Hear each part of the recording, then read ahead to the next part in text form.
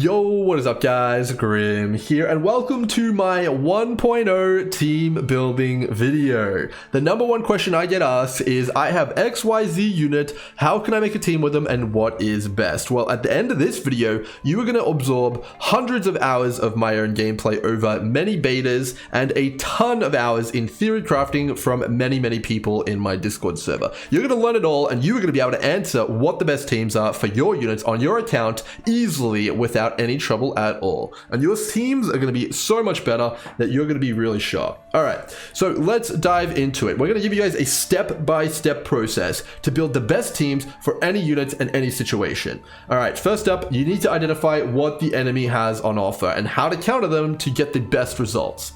Okay, so in the much later game of Star Rail, you can kind of ignore what the enemy is doing and just smash them with raw numbers, but that is definitely not the case right now in the first months of Star Rail, so this is a really important step. In the story, you can kind of ignore it, but once you get into the end game, you need to follow this step. Okay, so the step is to identify what the enemy has on offer. So if they've got weaknesses, it's probably going to be like a few elements, 2 to 3 elements. See what those elements are, and make sure you try and bring at least one unit, maybe 2, which are going to correspond with breaking those elements. Now, all units were not created equal. You will see the community refer to some units as breakers and then other units as supports. Supports don't break anywhere near as many toughness bars as breakers do. Breaking characters are characters like Su Shang, who break an absolutely ton amount of toughness bars in the course of a fight. So if you see that there's an element which you've got a breaker which corresponds to, you might want to bring him to that fight, and that can be pretty good. Another good example of a free-to-play breaker is Serval. She is one of the best lightning breakers in the game. So whenever you see an enemy who is vulnerable to lightning, she's probably going to be a pretty good pick to have on your team, at least a consideration.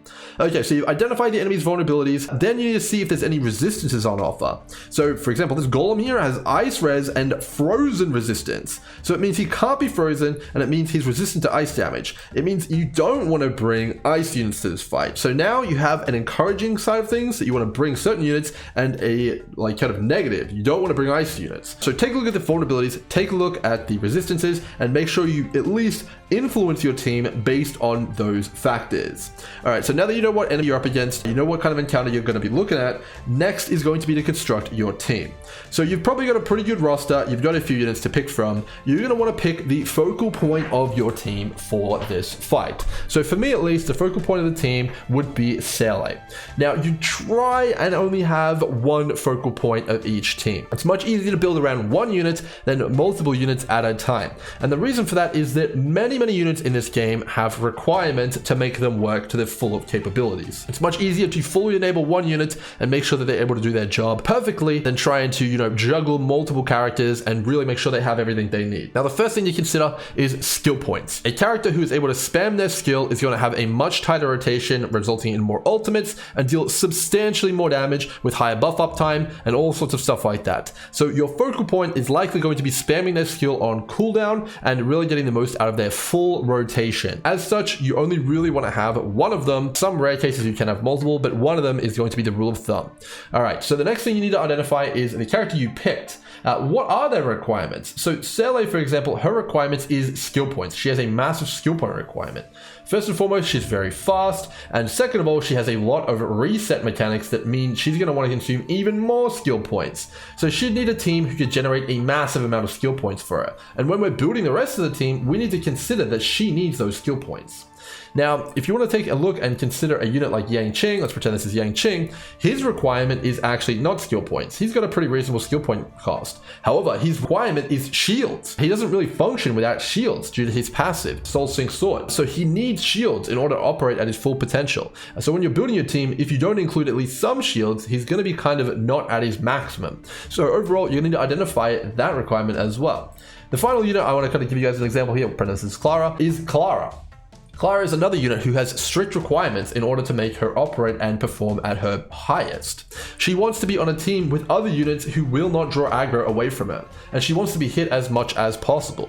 Now there's two ways to do that on Clara. You can either make it so that her ultimate has a very high uptime, or you can put other external factors on her which make her more likely to be the target of attacks. So the two ways to build Clara in the current patch are pairing her with Tin Young, who's going to give her a ton of energy to make that ultimate pretty much permanent, or March 7th, who's going to put a shield on her, which increases the chance for her to be attacked. So the thing that you want to do after identifying vulnerabilities and resistances is pick the focal point and then see what they are needing to make them work to the fullest of their capabilities. So for me, at least Sele, it's going to be skill point generation. All right, so the remaining 3 roles are as follows. You've got your focal point, your main damage carry. You're going to have a flex spot here, which we'll talk about at length. You're going to have a sustaining slot here to make sure that your team actually survives. And then finally, you're going to have a supporting character who's going to be responsible for generating skill points. Now, each of these roles has a lot of different characters that can move into them, and some characters can even belong in multiple of these roles. Now, we're going to start out with the sustaining role here first, as they are actually the easiest to cover. So the sustaining role is just a healer or shielder who is capable of keeping your team alive for the encounter. So most of the time it's going to be Natasha for free-to-play players, but very rarely in the Forgotten Hall, if you don't have a second healer, you can also have March in this slot, as she can shield everybody every single turn and kind of spread the shields around. You can also use other healers, which I'm sure are going to be coming in the future, and other shielders, but right now we're going to use Natasha. So next up, you need a skill point generator. So the healer on your teams is generally going to be using skills about half the time, as well as basics about half the time. So healing half the time and using basics half the time. And your main damage character is going to be using their skill pretty much every single turn. So far we have a big skill point imbalance. So if someone here like Sele is consuming like, 10 skill points, Natasha isn't generating or spending any of them because she's alternating between using a skill and basic. We need someone who can bring the 10 which Sele is consuming to the team. So we need someone whose job it is to generate skill points. Now there's a ton of characters that can do this, as I mentioned, but basically what you're looking for here is a character who can bring a lot to the table while only using their basic attack. All right, so there's obviously a lot of things to pick here. So Trailblazer Fire is probably the best free-to-play option for this role. They can bring pretty much their entire kit to bear while only using basic attacks. They can bring an insane amount of fire breaking potential. They can bring shields. They can bring taunts very rarely. Overall, Trailblazer Fire is probably the best supporting unit for free-to-play, and it's the one I'd pretty much always recommend. But Trailblazer Fire is very slow, and Sele needs a ton of skill points. Now with gear, you can make Trailblazer Fire fast enough to make it so that Sele has enough skill points to use over rotation, but a really good option here for a pure and dedicated support would actually be Bronya. Bronya is the highest and most powerful skill point generator in the game in terms of quantity of skill points. Due to her advanced action forward talent, she is going to be generating far more skill points than anybody else. She also is offensive in nature, so she provides damaging boosts to Sele. So if that's something you're interested, Bronya is also going to be very good for that. She also has the capability to burn overcapped skill points if you ever end up in a scenario where you have like 4 or 5 and you're worried that you're going to go over the cap because your Bronya is generating so many. She can funnel all those skill points back into the damaging character as well. So she is by far the most powerful, pure dedicated support for offensive capabilities as well as flexibility. Very, very good support. And she would be very good in this team specifically here. Some examples of other dedicated pure supports who can generate a ton of skill points is someone like Asta. She can also bring speed to the team, as well as Pella. She can bring a big debuff to the team, which is going to be, giving you armor shred on the enemy. Now, Pella has actually got a requirement of her own though. Similar to our focal points here, some support, some healers, and some flexible characters are going to have requirements which you should be aiming to fulfill as well. So Pella's requirement as a support is actually that you have a debuff on the enemy at all times in order to execute her supporting rotation. So make sure that you pay attention not just to the focal points requirements, but everyone's requirements. So Pella here, we would need some way to apply a debuff, and Sele doesn't do that, neither does Natasha. So our flex pick here would actually need to do that for us. So Pella wouldn't be a very good option here in this very specific scenario. I'm going to go ahead and use Trailblazer Fire as they are free to play. We'd probably want speed on them though in order to actually make this team work.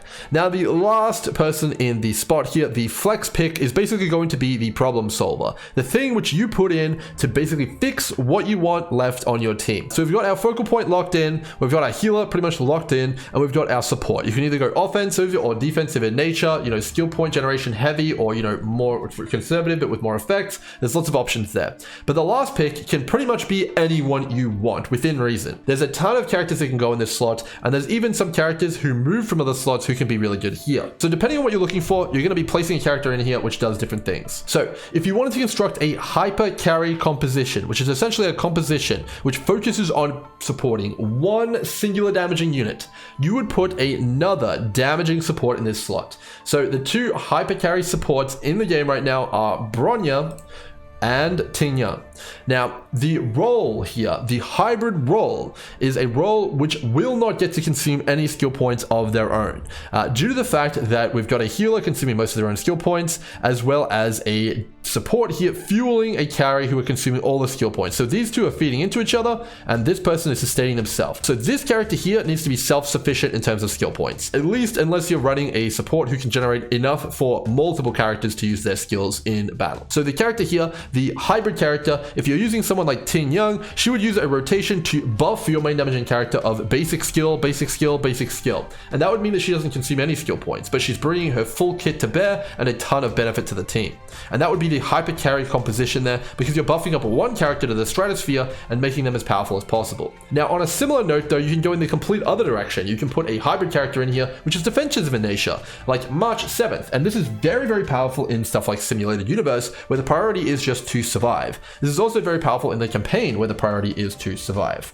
Now, in this scenario, remember, March would have to be self-sufficient. So she would alternate between using basic skill, basic skill, basic skill to apply shields, as well as use Ice Break. Now, she also is going to bring massive utility from her ultimate, and then of course those shields are going to be pretty good as well. She'll also be breaking ice. So in this case, March is a great hybrid, kind of utility support here in the hybrid slot here. She's self-sufficient, she provides shields, and she's going to tank your team up immensely.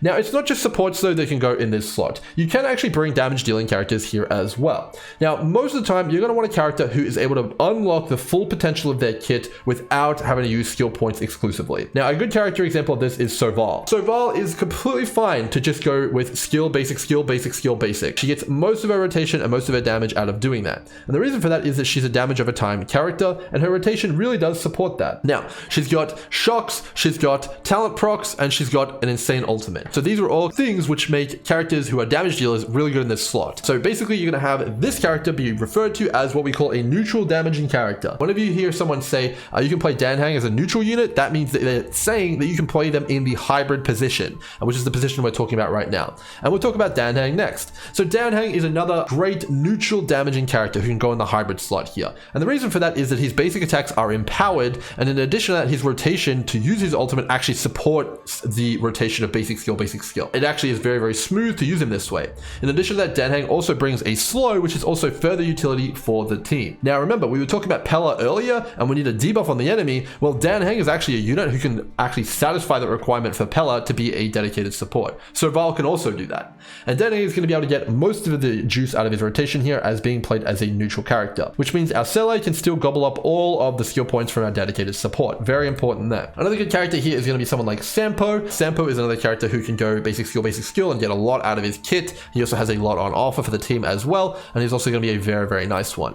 Now, there's also characters like Arlen who can be basically used without using any skill points as well, so that's why he was always going to be a reasonable pick. Obviously, he has been massively nerfed in terms of his damage potential, so he's not going to be anywhere near as good as Dan Hang or Soval anymore, or even Sampo, but he was mechanically going to fit into that spot as well. Now, you can pretty much play any character you want in that slot. Just make sure that you alternate between using basic and skill. That's going to be basically what you want, guys. Now, overall, if you did have a character and a team who could generate an excess of skill points, you could, in theory, use 2 skill point dedicated damaging characters, but at least at this stage, with lower gear kind of like on the table here, that's not really a reality in the early game, and it's much smoother to kind of go with a character who's going to be alternating. All right, so if we were to break down this team here I've got now, let's take a look and take a bit of a see how this is actually going to play out. So Sele is going to be spamming her skill on whatever you want there, and also consuming skill points for her resurgence triggers when she gets kills. Natasha is going to be using basic attacks pretty much exclusively unless the team needs healing, and that's going to consume some skill points as well. Trailblazer Fire will be exclusively using basics unless you absolutely need to use their skill to not die, and they're going to be generating all the skill points that Sele needs in an ideal world. So Val is going to be alternating between using basics and skills here to deal massive lightning breaking damage, as well as a good amount of normal standard damage, and overall she's going to be doing her role just great. Now, of course, we can sub this character out for March, and we'd be able to get way more defense going basic skill, or we could sub them out even for Bronya. Bronya's supporting rotation is basic skill, which is a little bit different than other characters. You can take a look at my guide on Bronya if you're interested in that, but she can also be played in this slot as well to boost up Sele's damage. So you can see here that the flexible spot is pretty much got a lot going for it, and depending on what kind of a fight you're up against is what you're going to want to put in there. You can put a secondary breaker. So for example, this character here, this battle here has a wind weakness, so I can put Dan Hang in there. He's now going to break wind. You can put in a defensive character here. Say I was dying, I can put in the defensive character. Say I needed way more damage on Sele and I really wanted her to be a sweeper, I could put in a hyper carry support to make the hyper carry composition here where it would be really, really good. So that's going to be the breakdown, guys. Holy moly, that was a lot of info, and that's basically distilled from so many months of testing and playing and theory crafting. If you guys want to go even deeper though, head on over to pridewin.gg and check out their team builder. You can actually throw builds into here and see the exact skill point breakdown to see if the team is actually going to work. So if we take our team earlier and we're wondering, okay, is Trailblazer Fire actually going to be able to support Sele? So Sele has a 25% speed boost on all of her actions here because that's the way her kit works. We can see here that we're going to have our Trailblazer Fire as our dedicated support, if I can find them here. Trailblazer Fire. So you can see they only have 8 actions of, kind of like generation there. So that actually wouldn't work straight out of the box. We'd need to have some speed on Trailblazer Fire in order to allow her to support Sele effectively here. So you can see here, Sele would consume 12, Trailblazer Fire would only generate 8. So in this case, we'd need to be putting some speed on Trailblazer Fire. So we'd actually probably need to get a healer who wouldn't be healing too much and need to be healing too much, as overall, we just don't have enough skill points for Sele in this scenario here. So we'd have to get our healer here, Natasha, and we'd have to say that, okay, Natasha, you're gonna need a bit of speed as well. Maybe you can go ahead and just use 3 skills instead, and that would give our Sele enough skill points here. Alternatively, we could also just slot in Bronya, because Bronya generates all the skill points Sele needs. You can now see those requirements of the focal point characters really coming into play when you're deciding and constructing your teams. So Trailblazer Fire would need a lot of gear in order to support Sele effectively, or you would need Natasha to pick up some of those skill point burdens that Sele are putting on the team.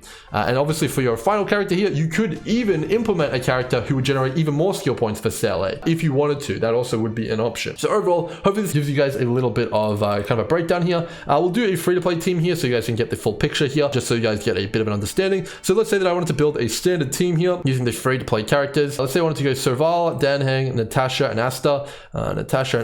We would have Serval as our focal point here, I think. So we'd be using 8 skills. We'd have Danheng playing neutral here. So we're going to use 4 and 5. We'll use 5 and 4. And then we'd have Natasha using 3 skills there. That would probably be pretty fair. And then we can have Asta generating skill points here if we wanted to. We could even have our Natasha, probably, maybe even using a even mix of healing there. So you can see here that we'd have some skill points left over, which is pretty nice in a pinch. We could even get Danheng to use a few more skills here if we wanted to, which would actually be pretty damn good. So Danheng can actually be played as better than neutral in this team composition. So use the Pridewin team builder if you're interested in mapping out your skill points. Hopefully this is giving you guys a bit more information on team building. Identify your focal point and build around them. Don't neglect those vulnerabilities and resistances. Hopefully you guys have enjoyed the video, and if you learned something new, make sure to subscribe to the channel. Definitely check out my team building videos as well as my character guides, though they go into way more detail, and you guys are absolutely going to be able to smash all the end game of Star Rail easy, no problems. Until next time, cheers.